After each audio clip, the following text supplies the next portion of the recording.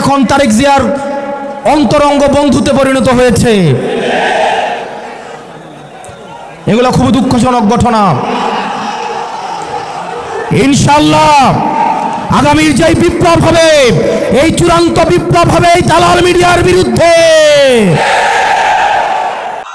তোমাদেরকে যে জান্নাতের প্রতিশ্রুতি দেওয়া হয়েছে, যে জান্নাতের ওয়াদা দেওয়া হয়েছে, সেই জান্নাত পেয়ে তোমরা আনন্দিত হও, সেই জান্নাত তোমরা গ্রহণ করো, বলুন সুবহানাল্লাহ। এটা হলো আয়াতের সরল অনুবাদ।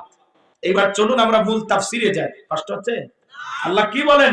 ইন্নাল্লাযীনা ক্বালু রাব্বুনাল্লাহ, নিশ্চয়ই যারা বলে আমাদের রব আল্লাহ, এই কথার উপরে যারা সুম্মাস্তাকামু, ইস্তেকামাত থাকে, দৃঢ় থাকে, মজবুত থাকে।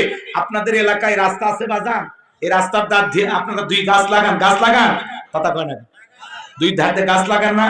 যখন ঝড় আসে, আইলা, নার্গিস, হুদহুদ, ফনি, ফনি, মিগজাম, ডানা, মিথিলি, এই যে নানান ধরনের ঘূর্ণিঝড় যখন আবিষ্কার হয়, দেখবেন ওই ঝড় তুফানে রাস্তার গাছগুলো ভেঙে তছনছ হয়ে রাস্তার উপরে পড়ে আছে। কথা বলেন ঠিক কি না? আবার কিছু গাছ দেখবেন মজবুত ভাবে শিকড় নিয়ে দাঁড়িয়ে আছে। এর নাম হলো সুম্মাস্তাকামু, ইস্তেকামাত থাকা, অবিচল অটল থাকা, দৃঢ় থাকা, মজবুত থাকা। আপনি যখন বলবেন আল্লাহ আমার রব, আমি সেই রবের গোলাম, এই কথার উপরে টিকে থাকতে গেলে আপনার উপরে মামলা আসবে, হামলা আসবে, নির্যাতন আসবে, জেল জুলুম আসবে। হাজারো নির্যাতন জুলুম ইমানদার মুসলমানেরা সহ্য করবে। মুসলমানদেরকে যদি ফাঁসির দড়িতেও ঝুলানো হয়, এরপরে মুসলমানেরা কখনো বাতিল জালেমের কাছে মাথা নত করবে না, করবে না। কথা বলেন ঠিক না? মুসলমান কাপুরুষের জাতি নয়, মুসলমান বীরের জাতি। মুসলমানেরা রবের গোলামি করতে গিয়ে হাসতে হাসতে জীবন দিতে রাজি, কিন্তু কোন জালেমের কাছে মাথা নত করবে? আপনি কি মনে করেন, কি মনে করেন জান্নাত মামুর বাড়ির ডাল গেলে এক ডাবু খাইতে দেবে? কথা কয় না গো। জান্নাতে যেতে গেলে কি বলেন, পরীক্ষা দেওয়া লাগবে না? কথা বলেন না কেন? পরীক্ষা দেওয়া লাগবে কিনা? এই পৃথিবীর জমিনে যত নবী রাসূলদের আগমন ঘটেছে, তারা কি পরীক্ষা দেয় না? পরীক্ষা দিয়েছে। এই জন্য আল্লাহ রাব্বুল আলামিন বলেন, আহাসিবান নাসু আইয়ুতরাকু আইয়াকুলু আমান্না ওয়া হুম লা ইফতানুন। আল্লাহ বলেন, মানুষেরা কি মনে করেছে ঈমান এনেছে কথা বললেই তাদেরকে ছেড়ে দেওয়া হবে, তাদের কি পরীক্ষা করা হবে না? পরীক্ষা ছাড়া আপনার ভাগ্যে জান্নাত জুটবে না। যদি নিজেকে ইমানদার মুসলমান দাবি করেন, আপনাকে পরীক্ষা দিয়ে উত্তীর্ণ হয়েই জান্নাতে যাওয়া লাগবে। কথা বলেন ঠিক কিনা? সুম্মাস্তাকামু, ইস্তেকামাত থাকা লাগবে, দৃঢ় থাকা লাগবে।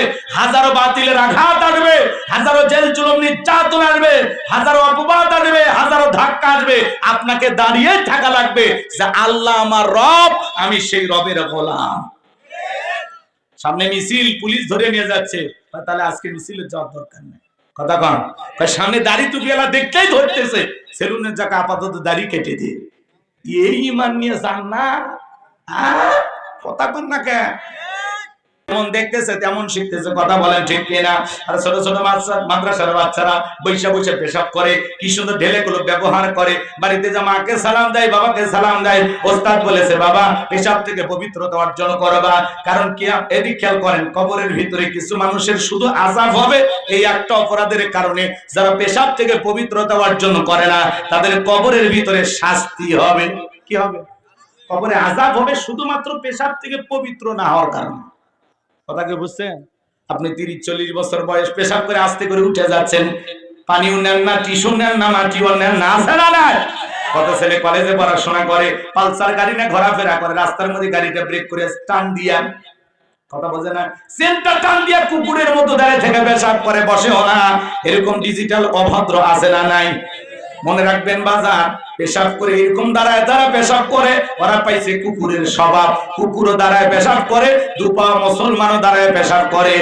কথা কন, খালি পায়ের মধ্যে পার্থক্য, স্বভাব একই। কুকুরও পেশাব করে পানি নেয় না, ওই মানবরূপী মানুষটা আছে না, আস্তে করে ওই জায়গায় রেখে দেয়, টপ টপ করে পেশাব করে প্যান্টটা মাখে যায়, কিছুক্ষণ পরে সুগন্ধি বের হয়। কি কন? এই ছেলে, কি হয়েছে তোমার? পেশাব করে পানি নিচ্ছ না কেন? নিচ্ছ না কি হয়েছে?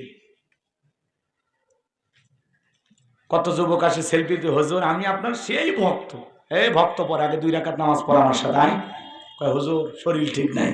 আমি তখন বলি এটা তো মহিলাদের সমস্যা, কবে পুরুষের পার হলো? কুচ্ছু এই সমস্যা সেই সমস্যা না হুজুর, পেশাব করে পানি নেইনি। ডাইরেক্ট কথা। এটা কোনো মুসলমান বলতে পারে? পেশাব করে আপনি কেন পানি নেননি? এই দুনিয়া কি মরুভূমি হয়ে গেছে যে পানি খুঁজে পাচ্ছেন না? পানি নাই, মাটি নেন, মাটিও নেন, টিস্যু নেন। আপনি 50 টাকার সিগারেটের প্যাকেট পকেটে রাখেন, আর 5 টাকার টিস্যু পকেটে রাখা যায় না? এ কথা কম। এরকম মুসলমান আছে না? না, ব্যানসন নিয়ে ঘরে, ব্যানসন, আর পকেটে টাকা টিস্যু নিয়ে পেশাব করে দেন, আর টিস্যু নিবি ওইটাও নেই। আল্লাহ হেদায়েত দান করেন। লম্বা হবে, লম্বা করার সুযোগ নাই। মনে রাখবেন, পেশাব থেকে পবিত্রতা অর্জন করবেন, এটা আপনার ভালো।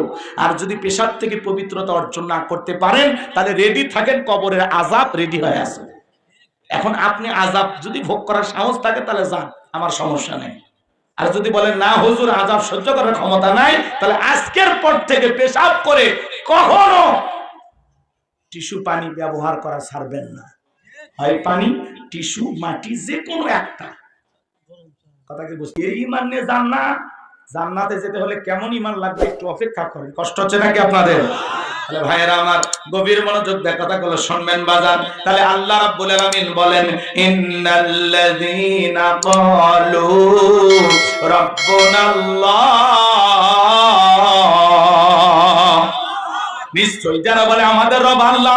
ও সিরাজগঞ্জের ক্ষিদ্র মাটিয়ার বেলকুচির মুসলমানেরা, ডান হাতটা তুলে শাহাদত আঙ্গুলি দ্বারা আসমানের দিকে ইশারা করে চিৎকার মেরে বলেন তো আমাদের রব কে? আর একটু জোরে ভালোবেসে ডাক দেন আল্লাহ। সবাই জোরে বলেন আল্লাহ, আল্লাহ, আল্লাহু আকবার। হাত নামান। এই যে আল্লাহ আল্লাহ বলে ডাক দিলাম, আমাদের আল্লাহ খুশি না বেজার? দুনিয়াতে যদি বাবাকে ডাক দেন, ও বাবা, বাবা, বাবা, বাবা রাগান্বিত হয়ে বলে, এই অত বাবা বাবা করিস কেন, তোর কি মরণের বিগের উঠছে? যদি মাকে ডাক দেন, মা, ও মা, মা, মা কয় তো মিয়া মিয়া করিস কেন, বিয়ে দিলে তুই বাচ্চার বাবা হবি, মিয়া মিয়া চালি না, এই কি আছে তোর, মা মা করিস কেন? কি বলেন, রাগ করে না? আপনি বিশ্বাস না হলে যান 50 বার মা ডাক দেন, আপনার মা যদি রাগ না করে আমার এসে কই। কথা কি বুঝাইতে পারলাম? দুনিয়াতে যদি অতিরিক্ত বাবাকে বাবা বাবা বাবা বলে ডাক দেন, বাবা রাগান্বিত হয়। যদি মাকে ডাক দেন মা মা, মাও রাগান্বিত হয়। কিন্তু এমন এক সৃষ্টিকর্তা, এমন এক আল্লাহ পেয়েছি, কোটি কোটি বার ডাক দিলেও বিরক্ত হন না যিনি, তিনি কে? যত ডাকবেন বেশি, তত আল্লাহর প্রিয় হতে পারবেন। গভীর মনোযোগ দিয়ে কথাগুলো শুনবেন বাজান। রুহের জগতে আল্লাহ রাব্বুল আলামিন আপনাকে আমাকে প্রশ্ন করলেন, আলাস্তু বিরাব্বিকুম, আমি কি তোমাদের রব নই? আমরা সেদিন সবাই জবাব দিয়ে বললাম, ক্বালু বালা, অবশ্যই আপনি আমাদের রব। এই পৃথিবীর জমিন আসার পরে আল্লাহ রাব্বুল আলামিন সর্বপ্রথম যে ওহী নাযিল করলেন, ইকরা বিসমি রাব্বিকাল্লাযী খালাক, পরে তোমার রবের নামে যিনি তোমাদেরকে সৃষ্টি করেছেন। এই রবের জ্ঞান শিক্ষা দেওয়া হয় কোথায়? স্কুল, কলেজ নাকি মাদ্রাসায়? কথা বলেন।